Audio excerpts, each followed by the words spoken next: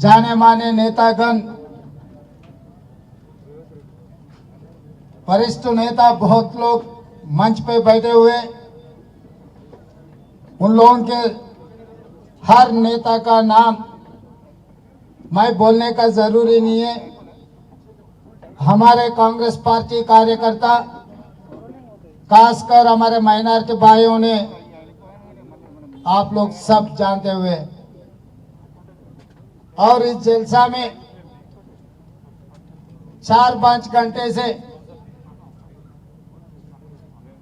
बगैर पानी सब छोड़कर ये जलसा को कामयाबी करने के लिए हमारे मुसलमान बहना, हमारे भाइयों ने 5 घंटे से यहाँ बैठा हुआ है कि कांग्रेस पार्टी को माइनॉरिटी भाइयों ने कितना प्यार करते हैं, कितना मदद देते हुए यहाँ इंदिरा पार्क धरना चौक में देखे तो पता लगेगा।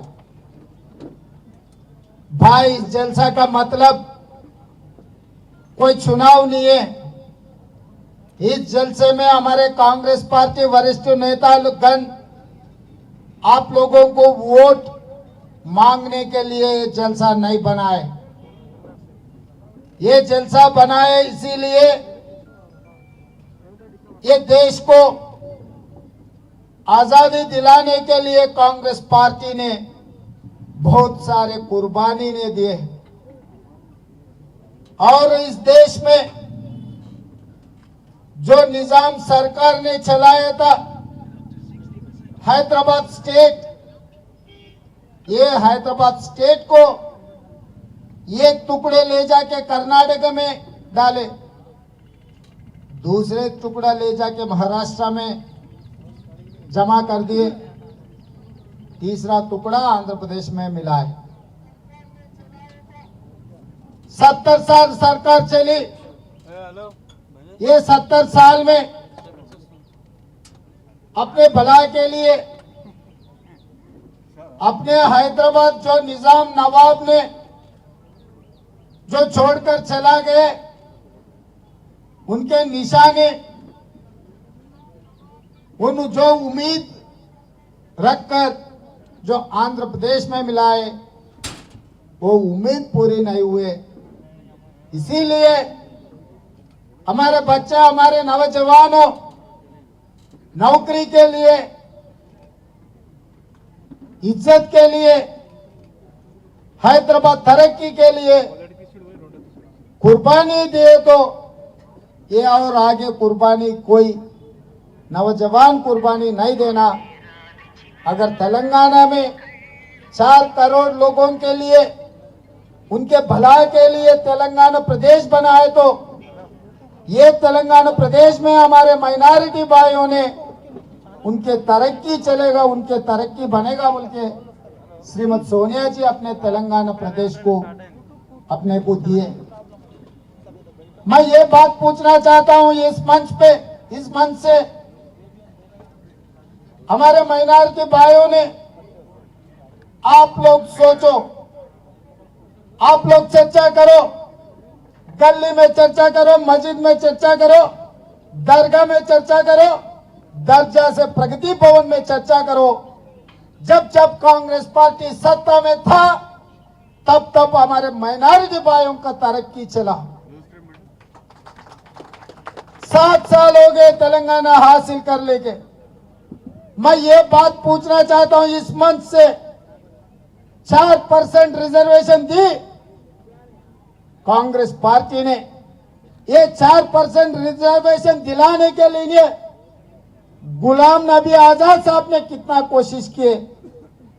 हमारे बीच में है सो हमारे बड़े भाई शब्बीर अली साहब ने कितना मेहनत की है, आप लोगों को याद दिलाना चाहता हूं मैं। जिस दिन राजशेखर रेड्डी साहब ने मुख्यमंत्री था, तब दलितों से भी बहुत गरीब में ये मुसलमान भाइयों जी रहा है, उन लोगों के लिए पढ़ाई में, सरकारी नौकरियों में अगर रिजर्वेशन दिए तो आपके लड़का लड़की डॉक्टर बने, इंजीनियर बने, लॉयर बने, आईएएस बने, आईपीएस बने, ये देश को चलाए, तब आप लोगों का तरक्की होगा। या आप माइनॉरिटी तरक्की के लिए कांग्रेस पार्टी 4% रिजर्वेशन ने दी। हम लोगों ने, जब शबीर भाई ने कहा होम मंत्री, गृह मंत्री किस किस को बनाए, इस देश का सबसे बड़ा, सबसे ऊंची कोई देश के पहला पर्सन होते हैं प्रेसिडेंट ऑफ इंडिया, राष्ट्रपति। बार बार मुसलमान भाइयों को हमने बनाया, कांग्रेस पार्टी ने बनाया, मुख्यमंत्री बनाए। हर जगह में मैं ये बात कहना चाहता हूं सब लोगों को, मैं सब लोग, हमारे भाई भी मंच से बोल रहे, भाई आप लोग कांग्रेस पार्टी को मदद दो। मैं उसके एक कदम आगे बढ़कर मैं ये बोलना चाहता हूं, ये कांग्रेस पार्टी आपकी है, ये आपका अमान है, ये आपका इज्जत है, ये आपका जगह है, आपका शान है। ये कांग्रेस पार्टी दूसरों का नहीं है, आपका मदद जरूरी नहीं है, आपके शान को बचाने का, वजन उठाने का आपका जिम्मेदारी है। आप ये जिम्मेदारी छोड़कर कभी अच्छा दिखा बोल के एम्बेसडर में बैठे, कभी अच्छे मिला बोल के, अच्छे दिखा बोल के पतंग लहराने के लिए गए तो आपका जायदाद और किसी ने कब्जा कर लेगा। ये जायदाद को आप लोग बचा लेना है। हम लोग कांग्रेस पार्टी के लिए सत्ता कोई नया नहीं है। 50-60 साल कांग्रेस पार्टी सत्ता में थे, आने वाले दिनों में भी फिर दोबारा कांग्रेस पार्टी सत्ता में आएगा। मगर माइनॉरिटी, हमारे बच्चों को, भाइयों को, माइनॉरिटी लोगों को बचाने के लिए हम लोग कोशिश करना है। हम सरकार बैठने में आपका मदद का जरूरी नहीं मांग रहे। अगर हम लोग अपोजिशन में बैठने के लिए 150-200 सीट रहे तो हम मोदी को, जो शासन लागू कर रहे हैं पार्लियामेंट में, ट्रिपल तलाक के खिलाफ, एनआरसी के खिलाफ, सिटीजन अमेंडमेंट के खिलाफ, ये सब शासन लागू करने के लिए पार्लियामेंट में मोदी कोशिश किए तो अगर हमारे जेब में कांग्रेस पार्टी के हाथ में 150-200 अगर एमपी आ रहा है तो इतना हिम्मत मोदी जी करता था क्या? आप लोग सोचो। आप लोग ये समझ रहे हैं कि भाई हम केसीआर को वोट दे रहे, भाई हम असद साहब को वोट दे रहे, और कहीं गए तो जगनमोहन रेड्डी साहब को वोट दे रहे, और कहीं गए तो समाजवादी पार्टी को वोट दे रहे। मैं एक बात पूछना चाह रहा हूं, ये लोग हिम्मत से मोदी के खिलाफ लड़ेगा क्या? आप बोलो। हमारा जाति दुश्मन है बीजेपी से, हमारा जाति दुश्मन है। ये हिंदुस्तान में, ये दुनिया में मोदी को रोकने का ताकत खाली कांग्रेस पार्टी को है और किसी को।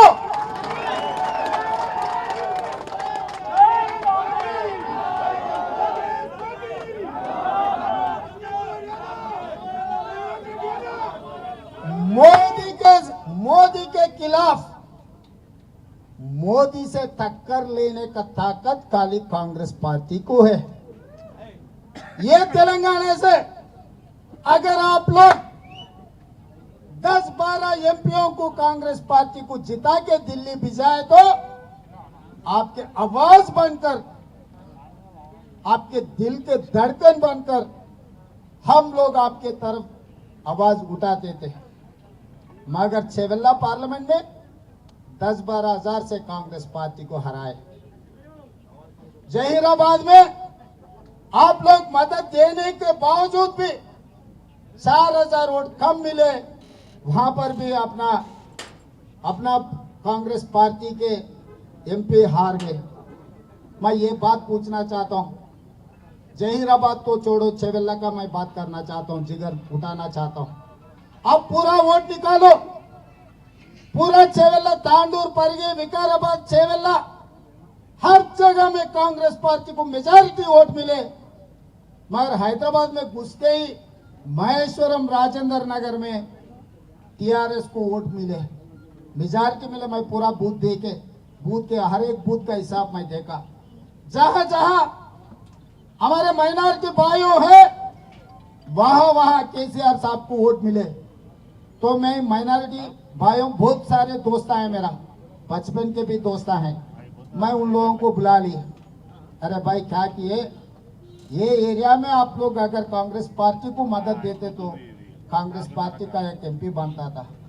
तो वो लोग बोल रहे थे भाई हम क्या करें। असद भाई ने कहा हम लोग वोट दिए। असद भाई ने ये कहा कार के स्टीयरिंग मेरा हाथ में। हमारा भरोसा असद भाई के ऊपर था, असद भाई के भरोसा केसीआर के ऊपर थे, इसीलिए हमारा वोट हम उधर दिए। मैं दूसरे सवाल पूछा, सही है भाई, कार का स्टीयरिंग असद भाई के हाथ में है, असद भाई को केसीआर के ऊपर भरोसा है, ये सब सही है।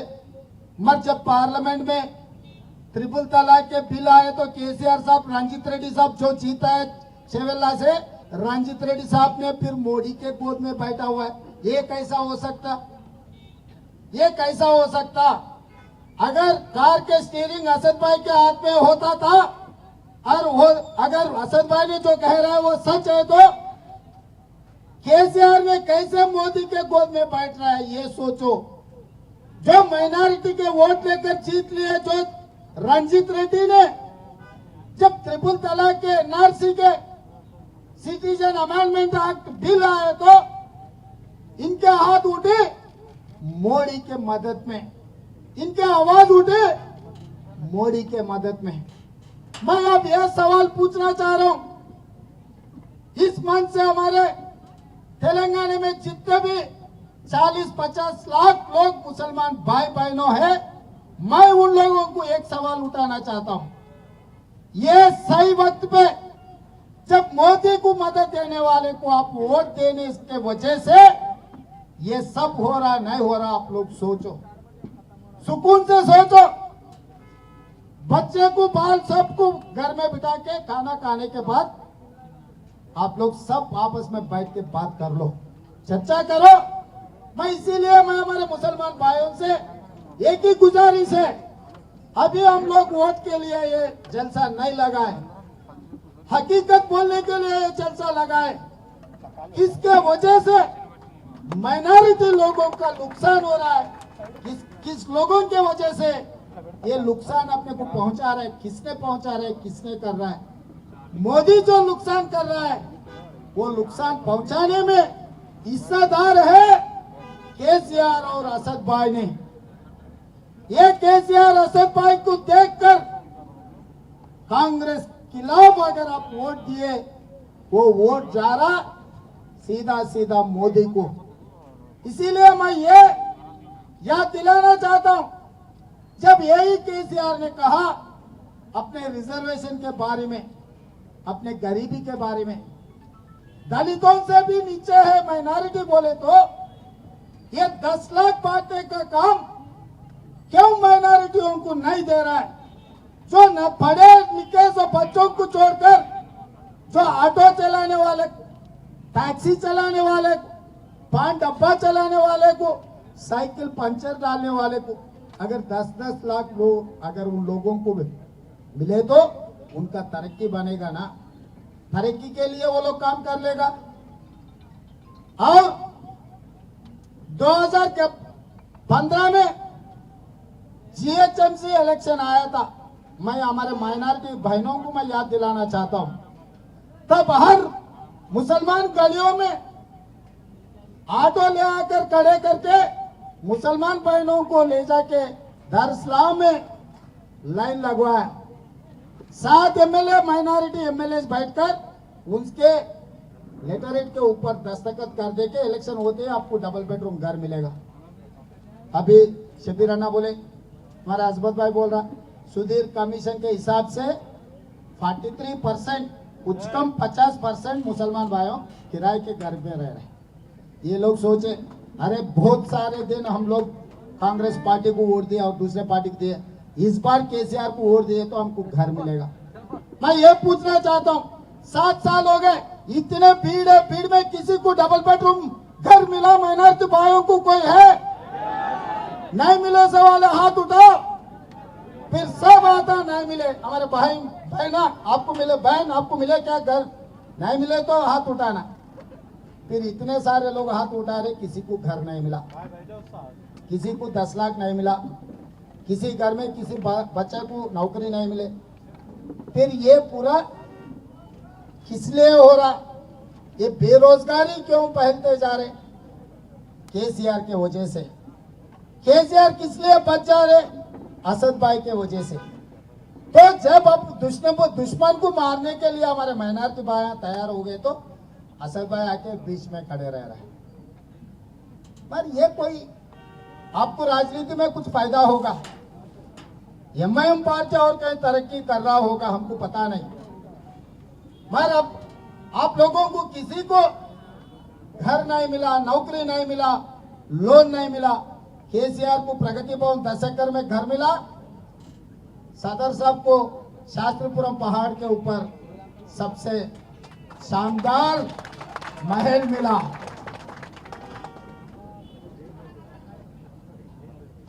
दस एकड़ का। अंजन भाई बाजू से कह रहे हैं, और 10 है 15 है मुझे तो पता नहीं। पहाड़ के ऊपर तो शानदार महल मिला, पैलेस तो मिला।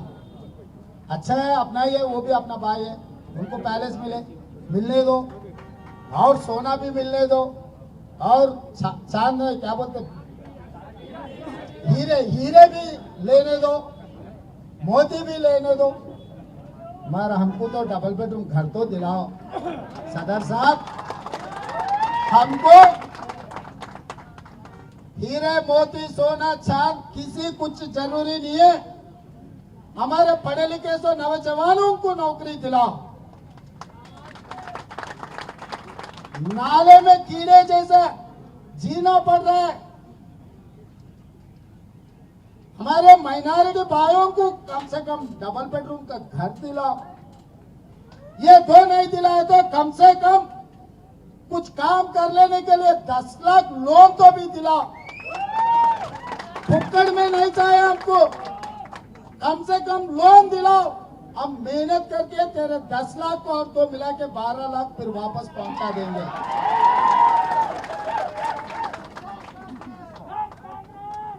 हम ये नहीं मांग रहे शास्त्रीपुरम पहाड़ के ऊपर जो महल है, महल में 1 गज का जगह नहीं मांग रहे। गजवल में जो फार्म हाउस है, 1000 एकड़ में जो केसीआर साहब का फार्म हाउस है, फार्म हाउस में 1 इंच का जगह भी नहीं मांग रहे हम लोग उधार भी नहीं मांग रहे, भीख नहीं मांग रहे, हम हक मांग रहे। ये हक के लिए हम लड़ेंगे, हम मरेंगे। आप लोग तैयार है क्या?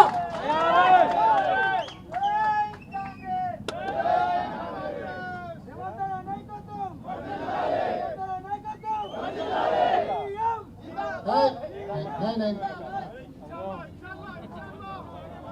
मैं आजाद साहब का ने गए तो एक मशवरा दिए। 1 मिनट भाई, मैं आप लोगों को बोलना चाहता हूँ, याद दिलाना चाहता हूँ। कभी कभी हम सब होशियारी रहते, मगर कभी ऐसी जरूरत पड़े तो याद नहीं आता। बाद में घर को जाने के बाद बहुत सारे याद आते। अरे ये लिखना था, वो लिखना था, मेरा IAS मिलता था, IPS मिलता था बोल के हम लोग बोल लेते। मगर अब आने वाले दिनों में क्या करना है याद दिलाना चाहता हूँ। एक राजा था, उनके राज में सब लोग सुकून से जी रहे थे, मगर एक राक्षस आधी रात को सब सो गए जब देखकर राज में घुस के लोगों का पूरा लूटना, मारना, खत्म करना, जनता के खून पीना, ये सब सारे वो राज को लूटने में लग गए उन्होंने। फिर 2 महीने तक वो दिखता ही नहीं। 2 महीने फिर पूरा पहारा कर करके अगर ऐसे अपन सो गए तो फिर दोबारा वो राक्षस आ रहे। तो राजा ने ये किया, पूरे नौजवान बंदों को पूरा तैयारी करे, पूरा अलर्ट के। 2 महीने के बाद फिर आया राक्षस। ये सब लोग मिलकर राक्षस को पकड़ लिए, झाड़ को बांध दिए, पैर का पैर तोड़ दिए, हाथ का हाथ तोड़ दिए, गला काट दिए, सब काट दिए, फिर भी वो नहीं मर रहा। कुछ समझ में नहीं आया राज को। अरे राक्षस को तो हम पकड़ लिए, झाड़ू को बांध दिए, उनका पैर काट दिए, हाथ तोड़ दिए, गला काट दिए, सब काट दिए, मगर वो तो मर रहा नहीं। तो वो गया हिमालय, एक पंडित जी से मिले। पंडित जी को पूछा कि भाई मेरा राज में ऐसा हो जा रहा है, एक राक्षस ने पूरा मेरा राज को सत्यानाश कर दे रहा है, मैं क्या करना। तो वो पूरा जन्म कुंडली देखा और राक्षस का। तब वो पंडित जी ने ये कहा, राजा उनको हाथ काटो, पैर काटो, दिल तोड़ो, गर्दन तोड़ो, कुछ भी तोड़ो, वो मरने वाले नहीं है, उनका जान है तोते में। वो तोते हैं 7 समुंदर के पार कहीं छुपा के रखा। अगर कोई राक्षस को मारना है तो तोते को मारो। वो सुन लिया आगे, राक्षस करने नहीं गया। महाराजा सीधा सीधा उनके नौजवान लड़कों को बोले, 7 समुंदर के पार आगे तोता है, तोता को मार दिए तो काम हो जाएगा। ये बंदे सब लोग गए, तोते को उठा के राज में लाए। तब सबके सामने एक एक हाथ पैर ये वो, बाद में गला भी दबा दिए, राक्षस तो मर गए। तो तोते को पकड़ना। अभी मोदी राक्षस है, मोदी का जान तोते में है, वो तोता है केसीआर में। अगर आप लोगों को मोदी को मारना है, गद्दे से उतारना है तो तोते को मारो। तोता है केसीआर, है नहीं? आप समझ रहे, कार को ओढ़ डाल रहे, पर कार हैदराबाद गली से निकलकर दिल्ली जाने के बाद मोदी घर में घुस रहे, कार कमल फूल बन जा रहे। पार्लियामेंट में बिल आए तो सबसे ज्यादा आवाज टीआरएस एमपीआर लोग दे रहे मोदी को मदद में। फिर वो आवाज कम होना, आवाज को दबाना बोले तो पहले यहाँ कार को टायर का टायर, स्टीयरिंग का स्टीयरिंग अलग अलग निकाल के जुम्मरात बाजार में बेच देना। इधर उधर बेचे तो फिर वो ऐसा आदमी है, पूरा जमा करके फिर बुकिंग करेगा। जुम्मरात बाजार को कार भिजाए ना, फिर भगवान को भी नामुमकिन हो जाएगा, नामुमकिन हो जाएगा उसको जोड़ने में। अगर भगवान चाहे भी, अल्लाह भी चाहे तो भी फिर कार तो जोड़ेगा नहीं। वो कार को जुमेरात बाजार भिजाना है। जो स्टीयरिंग जिनके हाथ में, उनको दवाखाना को चलाना है। जिसके हाथ में स्टीयरिंग है वो भाई को दवाखाने को भिजाना है, इलाज करने के लिए। कार को तो जुमेरात बाजार भिजाना है। मेरे कोई दुश्मनी है किसी से, वो मेरा दुश्मन नहीं है, अपना ही भाई है, अपने परिवार के है, मगर थोड़ा बिगड़ा हुआ है, बस उतना ही। बिगड़ा हुआ भाई को फिर घर पे ला लेना, क्योंकि वो अपना ही है। कुछ भी हो, 2-4 थप्पड़ मारना, फिर घर पे ला लेना, होता ही है नहीं। अपने छोटे भाई अगर, अपने बड़े भाई अगर कोई कुछ 19-20 किए तो शबीर भाई जैसे बड़े लोग, बड़े नेता लोग बिठा के हम लोग आपस में लड़ लिए। मैं अगर अजमत लड़ लिए समझो, शबीर भाई जैसा बड़े आदमी बुला के, अरे ऐसा नहीं करना, नहीं नहीं ऐसा बोल के समझा के चलाने के लिए, घर चलाने के लिए बोल देते। अब इसीलिए मैं सोहेल भाई को ये गुजारिश करना चाहता हूँ इस मंच पे, बहुत शानदार, बहुत दिन के बाद हैदराबाद शहर में कांग्रेस पार्टी और माइनॉरिटी भाइयों का आवाज सुनाने के लिए मौका दिए। ये मौका यहीं छोड़ने का नहीं है। हर जिले में जाना, वो आवाज ऐसे पहुंचाना, हर गली में, हर गरीब घर को पहुंचाना, दिल को पहुंचाना, हर दिल को जागरना, हर आदमी को जाकर आने वाले चुनाव में कांग्रेस पार्टी सत्ता में आए तो मुसलमान भाइयों का तरक्की बनेगा। उनके पढ़ाई लिखने के लिए जो 2 लाख नौकरियां खाली पड़ा हुआ है, 10-12% मुसलमान भाइयों को नौकरी मिले तो 20-25 हजार नौकरियां मिलती। 20-25 हजार अपने लड़की लड़कों को अगर नौकरी मिला। मैं शबीर भाई को और यहाँ ऐसो वाले को याद दिलाना चाहता हूँ, श्रीशैलम में जो पावर हाउस जल गए ना, एक मुसलमान लड़की वो पावर हाउस में शहीद हो गए। तो उनके परिवार को हम लोग अच्छे बुरे पूछने के लिए उनके परिवार को मिलने को गए। उनके वालिद साहब ने ये कहा, साहब अल्लाह मेरा तो लेके गए, मगर मेरा लड़की जो इंजीनियरिंग पढ़ी, नौकरी मिली कांग्रेस की वजह से, 4% का रिजर्वेशन देने की वजह से है मेरे घर में दुख। फिर भी मैं शुक्रिया अदा करना चाहता हूँ कांग्रेस पार्टी को। मेरा लड़की इंजीनियरिंग फीस रियम्बर्समेंट के साथ, रिजर्वेशन के साथ पढ़ी, मेरी बेटी इंजीनियर बनी कांग्रेस की वजह से, नौकरी मिली कांग्रेस की वजह से, मगर केसीआर की वजह से मेरी लड़की का जान चला गया। हम तरक्की के लिए काम किए तो केसीआर साहब ने अपने जान लेने के लिए कोशिश की।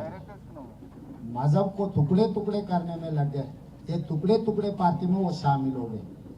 ऐसे टुकड़े टुकड़े करने वाले को शहर छोड़कर भागना। वो लोग ये जो भी दलित बंधु या गिरिजन बंधु जो भी दे रहे, गांव में दे रहे, अच्छा ही माइनॉरिटी बंधु दिए तो शहरों में जो मुसलमान गरीबी से गरीबी है ना, उन लोगों को मिलेगा ये पैसे।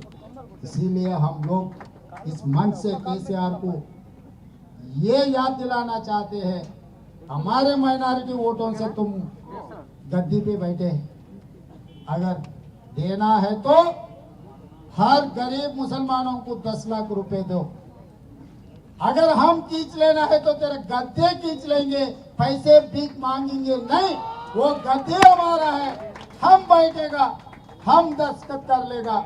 जो माइनॉरिटी कमीशन है, जो वक्फ बोर्ड के जो जुडिशियल पावर्स बोले हमारे भाई लोग, कांग्रेस पार्टी पहले दस्तखत लाल बहादुर स्टेडियम में बनाएंगे अपने सरकार, सबके सामने, 4 करोड़ लोगों के सामने ये दस्तखत होगा कांग्रेस पार्टी के ओर से।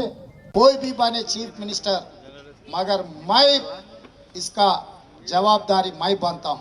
कांग्रेस पार्टी के तेलंगाना के सदर होते हुए वो मेरा जिम्मेदारी है, क्योंकि मुख्यमंत्री बनने का सब पार्टी निर्णय करेगा, मगर अभी मैं जिम्मेदारी मैं उठा रहा हूँ। ये जो माइनॉरिटी स्पेशल बजट में लगाने का और वक्फ बोर्ड के जो जुडिशियल पावर्स दे के आपका जो भी प्रॉपर्टीज है बचाने का और माइनॉरिटी तरक्की के लिए मैं जिम्मेदारी उठाता हूँ। आपके भाई समझकर, आपके दोस्त समझकर, आपके साथी समझकर आप लोग कांग्रेस पार्टी के साथ कदम कदम आगे चलो। ये सब काम करने का जिम्मेदार मैं उठाता हूँ यहाँ से। और हमारे जग्गू दादा तो आपको पता है ना, जग्गा रेड्डी साहब ने इमरान प्रतापगढ़ी के शाने वाले पूरा 5 लाख के जलसा बनाने वाले हैं। वजन हमारे जग्गू दादा उठाने वाले। हम लोग सब एक बार हाथ उठा के उनको मदद देना है। जय कांग्रेस, जय जय कांग्रेस। धन्यवाद मित्रों।